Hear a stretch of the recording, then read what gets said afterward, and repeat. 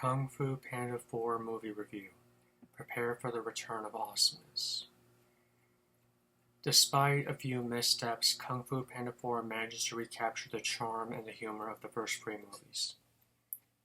Kung Fu Panda 4 follows Po dealing with his greatest challenge yet, choosing a successor to take over the mantle of the Dragon Warrior, while also confronting the Chameleon, an evil sorceress who can make herself look like any of Po's old foes. A lot of people on the internet were mixed about Kung Fu Panda 4, with some calling it average and that it doesn't capture the charm of the original trilogy, and others calling it an abomination and wishing that it was never made to begin with. And I don't really agree. Yes, there are a couple of missteps that they made, but while watching this movie, it still felt like the Kung Fu Panda franchise. Despite the Furious Five playing an important part in the trilogy, they are not featured in this movie until the very, very end. They explain that they're off protecting China from other threats, but their absence leaves the film without a lot of side characters.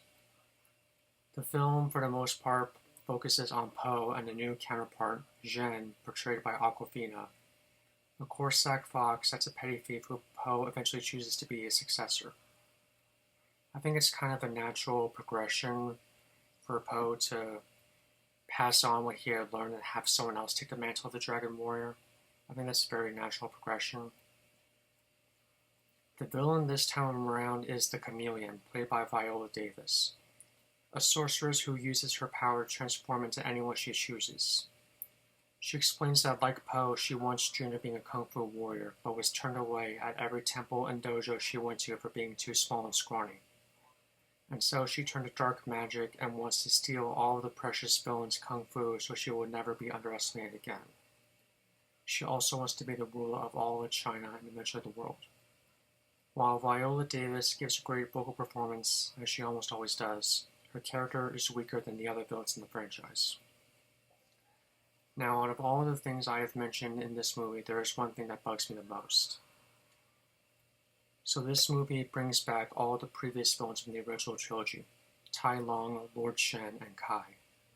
But the only one who basically gets any lines is Tai Long, portrayed by Ian McShane, from the first movie, and at the end, when Chameleon is defeated, Tai Long turns to Po and then says, "Maybe Master Wu Wei had the right idea about you."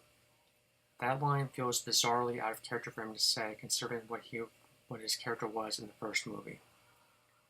And then all the villains Po defeated over the years bow in respect to the Dragon Warrior.